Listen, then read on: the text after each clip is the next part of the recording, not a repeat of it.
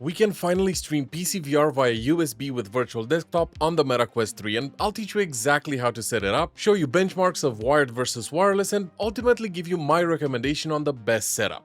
Also, you can get 10% off virtual desktop or any other Quest game or app using the link below or adding code VRM at checkout. So at the moment, USB streaming is part of the beta branch of virtual desktop and only available on Quest. You'll also need a recent Horizon OS version with Meta's new USB connections for app option. Now, to be clear, this is still compressed PCVR streaming. It doesn't magically turn your Quest into a DisplayPort headset, but it does have some pretty significant benefits if set up correctly. First, you'll need to switch the Quest virtual desktop app to the beta branch. You do this through the Quest app on your phone or directly in the headset, but the app is actually simpler. Open the Meta Horizon app on your phone, go to Library, choose Virtual Desktop, scroll down to the details and expand them, then tap the version number and select the beta branch. On the PC side, install the matching Virtual Desktop PC Streamer Beta version 1.34.19. Make sure the version on the headset and the streamer version match before you troubleshoot anything else. I've linked the official beta installer below. It replaces your current streamer installation but keeps all of your current usernames and previous settings intact. Now put on the headset, open the settings and go to Link, scroll down to the bottom and enable USB connection for apps. Next, we're finally ready to open Virtual Desktop. Go to Settings and enable Allow to connect over USB. Connect the headset using a proper 3.0 USB cable and check the connection information inside of Virtual Desktop. This actually caught me out on my own PC. I tried two different official Meta Link cables as well as a third-party one through the front ports of my PC, and all of them showed up as USB 2 at roughly 480 megabits per second for some reason, despite the ports being 3.0 ones. I moved the same cable to a USB 3.2 port on the rear of my motherboard and it immediately negotiated as USB 3 at roughly 5 gigabits per second. So try that if you're having issues. Now that's specific to my PC, so I'm not saying everyone will encounter this. But if Virtual Desktop reports around 480 megabits per second, then try a rear motherboard port before buying another cable. And you absolutely don't need Meta's extremely expensive $90 cable for this.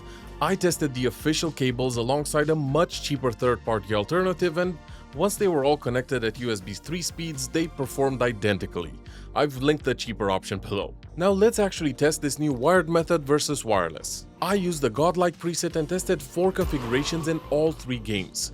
Wired versus wireless in both AV110-bit at 200 megabits per second as well as H.264 Plus at 500. Both the wired and wireless runs used Virtual Desktop Beta 1.34.19, so I wasn't comparing the new USB beta against an older stable build. My wireless connection was also running through a dedicated high-end Wi-Fi 6E setup with a reported bandwidth of roughly 2400 megabits per second. The figures you're gonna see are shown in the footage via VD's own performance overlay. They're useful for comparing my 4 configurations, but they're not a promise that every PC, cable, router, or game will reproduce the exact same numbers. Starting with AV110-bit at 200 megabits per second over Wi-Fi 6E, Half-Life Alyx generally sat between 48 and 52 milliseconds of latency. The problem was that it moved around quite frequently rather than feeling completely locked, so the overall experience wasn't perfectly smooth.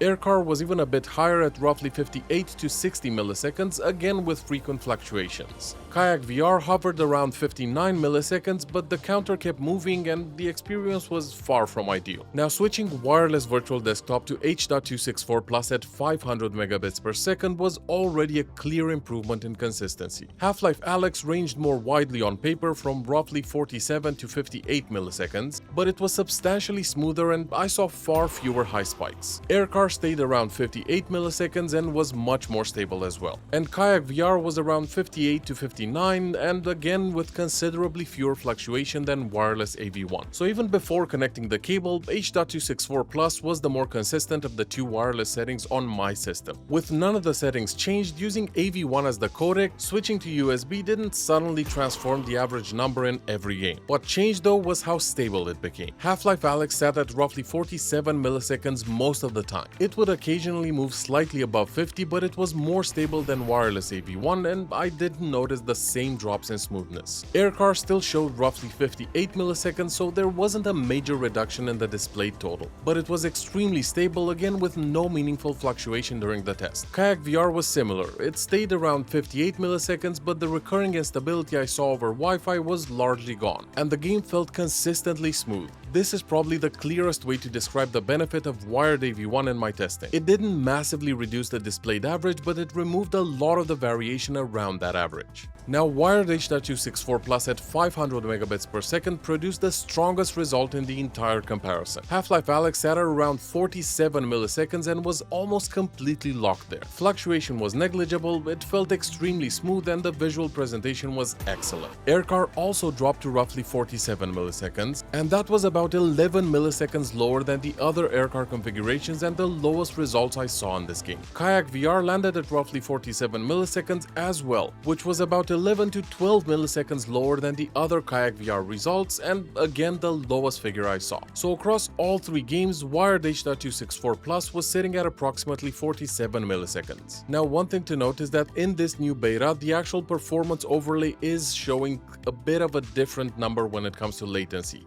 So Virtual Desktop's developer actually explained that this number might seem higher, but it's actually just taking into account multiple things that it wasn't before. So if you think 47 milliseconds is a bit high compared to recommendations I've made in my other videos, then don't worry, it's not, and it feels incredibly smooth. Now, obviously, again, this was just my testing, so I don't want to turn this into a universal claim because this was one high-end PC, one Quest 3, and 3 specific workloads.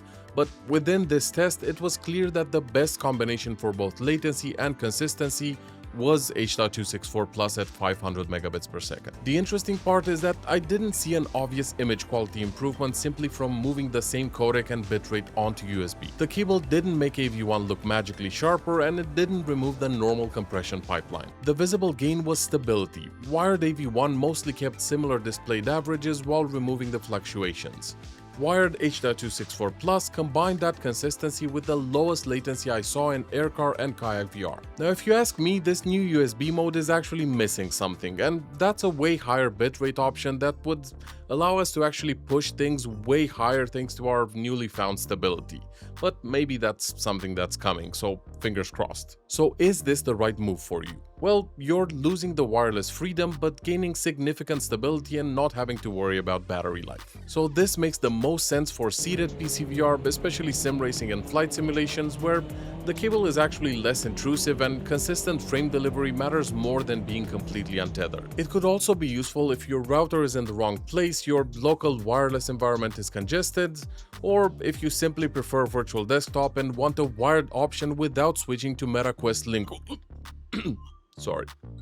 So even with a strong dedicated Wi-Fi 6E setup, USB gave me more consistent results. But wireless still wins for freedom of movement, and a good wireless setup can already perform very well. So this isn't a reason for everyone to put a cable back on their Quest. There are also some important limits to this test. Now, I used Godlike, which is demanding. A 500 megabits H.264 Plus stream may not suit every PC or cable, and lower-end hardware may actually need a different graphics preset. But based on these tests, H.264 Plus at 500 megabits per second is easily the setup I'd recommend for wired Virtual Desktop, at least on a high-end PC and a Quest 3. It gave me the most stable result and the lowest latency across AirCar and Kayak VR at a nearly locked 47 milliseconds in all three games. USB didn't give me an obvious image quality upgrade, and what it gave me was a smoother, more predictable Virtual Desktop connection, and again, for seated VR, that may be the more valuable improvement. So now that Virtual Desktop finally gives us both options, would you trade wireless freedom for the extra consistency of a cable?